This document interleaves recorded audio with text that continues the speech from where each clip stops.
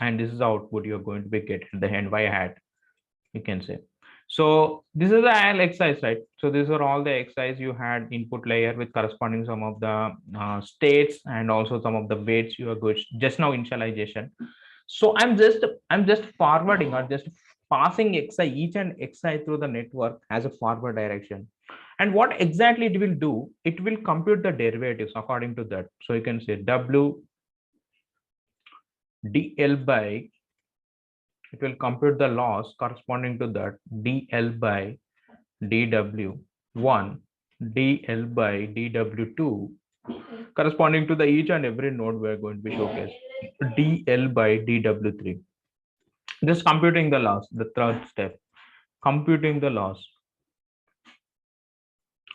of yi hat and yi. And what exactly the next step does, fourth step is going to be helpful. Compute all the derivatives using the chain, whatever we learned just now. So compute all each and every derivatives for with respect to the each and every node, whatever the hidden nodes we had.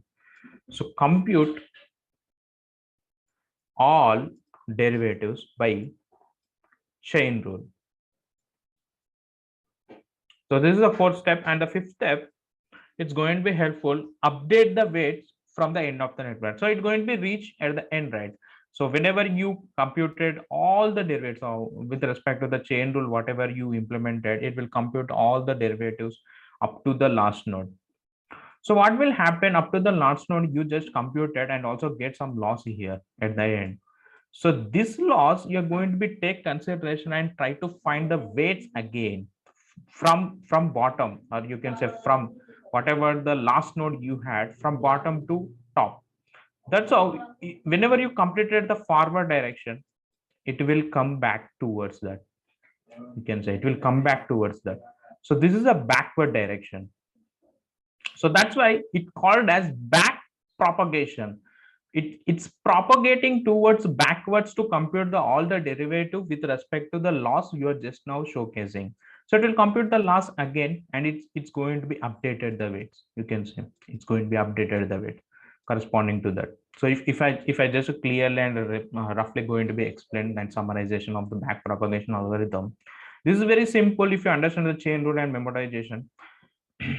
Learn once and recomputing the later, that is a memorization technique. That's what we are applying in the backpropagation algorithm. So if you can see, we have initializing the weights with corresponding some of the data points what we had. So w1 w2 w3. So this is somehow weights. You can also say initializing with zeros some of the times. So you initialize with zeros, and what will happen if you just passing through xi, that is a forward direction, computing the loss. So I will get loss one here, I will get loss 2 here. Similarly, I will also get loss 1, loss 2, loss 3. So like that, I'm going to be get each and every node. At the time I reach the last node, I will also compute the loss, right?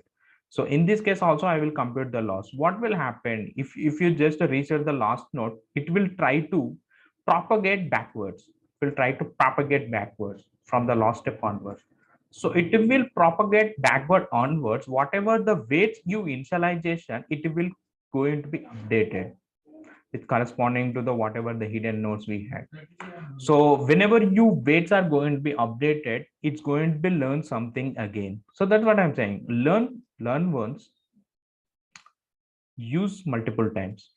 Use multiple times. That's what the memorization does.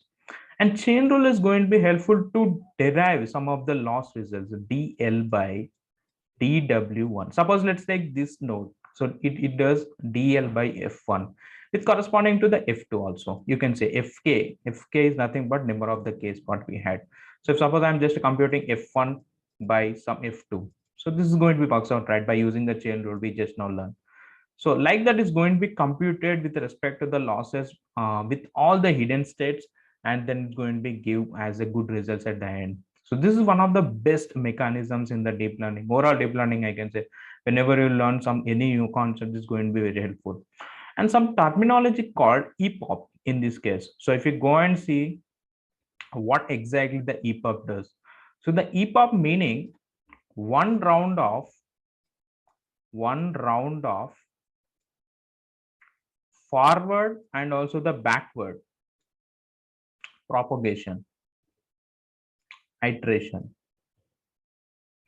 So EPOP, something called as a EPOP, we are going to be do, or we are going to be learn whenever you learn any kind of the model to learn it.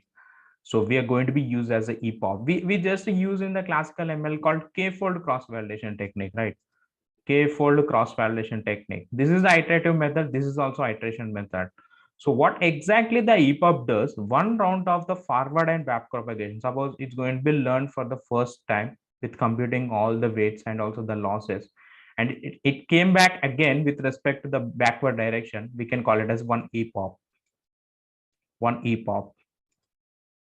So it is going to be learned again with forward direction and also the backward direction. We can call it as a two EPOPs. So like that, we are going to be get number of the EPOPs. If you can also specify that whenever you train the model. So we can see this in the IPython notebook anyway. One round of the EPOP, one round of the forward and also the backward direction, we can call it as a EPOP. So let's try to understand these terminology. This is very helpful whenever you go into the any IPython notebook. So similarly, you can see in the depth knowledge of the multi-layer perceptron is going to be works like this. So whenever you encounter any kind of the neural network model, you have to try to understand. We have three different terminology we are going to be showcased. So one is the hidden states, or one is the input states what we had, and it's try to understand. It tries to initialize some of the weights like this: W1, W2, W3 for each and every data point, whatever the data point you had. Just now we seen in the backpropagation algorithm. So it's try to initialize some of the weights with respect to whatever the data points we had, and then it's going to be entered into these weights is going to be entered into the some of the transfer functions like optimization functions and some layers. You can say some layers. We have so many layers. Okay, so we have so many layers. We also try to understand the layers whenever we encounter it. After completion of any hidden layers, this is a hidden layers, obviously. This is one of the hidden layers. Let's call it as H1, and some other hidden layers called activation functions. So we are using activation function to fire up whatever the independent weights or independent data points you had. It's going to be fired up together, which are all the features are important, which are not important. So it will try to preserve all the information whenever you give as a good activation function. So these activation functions are differentiable, must be differentiable, must be differentiable. Without any differentiable, how does your backpropagation algorithm works out? Backpropagation algorithm works out because you are doing chain rule, right? Chain rule is nothing but a differentiation only. Dl by dx, that means a differentiation, right? We already learned the differentiation is going to be works out in the backpropagation algorithm. So if you're not aware of the activation functions are not differentiable, it may not be satisfied with your neural network model. You must have a differentiable activation functions while encountering with the deep learning mechanisms you are going to be called out. So that is the reason I have taken this diagram. This is most important because what will happen if you have some of the cases like sigmoid function. Sigmoid function. This is the differentiable function. 1 by 1 plus e to the power of minus x. The formula is going to be itself is a differentiable. If I go and do by dx, it's a differentiable. Obviously, 1 by e to the power of x, 1 by e to the power of x itself, right? It's a differentiable. So like this kind of the function, we have so many other different functions. Some of them are not differentiable, some of them are differentiable. So that's what I'm saying. If you understood about the differentiable functions with respect to the whatever the activation functions we had, you can try to apply on top of it. Then eventually it's going to be learn something with corresponding to the data points and also fired with the activation function, it will generate the output results. So if you go and see the other pattern, something called as a recurrent neural networks. So this is one of the layer. You can say this is one of the layer. This is not a complete layer. This is one of the layer. So you have the input layer, you have the hidden layer, you have the output layer. So in the hidden layer, this is one of the layer, recurrent neural network. We can call it as a RNN for that matter. So I will tell you how does this is differentiable with respect to the simple neural network what we had and also the multi neural network what we had. So this, if you understand the simple neural network and also the multi-neural network concept, this is very easy. So let's try to understand and try to pose this problem in terms of NLP context. So you have some sentence, you just tokenize with corresponding to some of the tokenization mechanisms what we had. Suppose you have a sentence like this is a statement.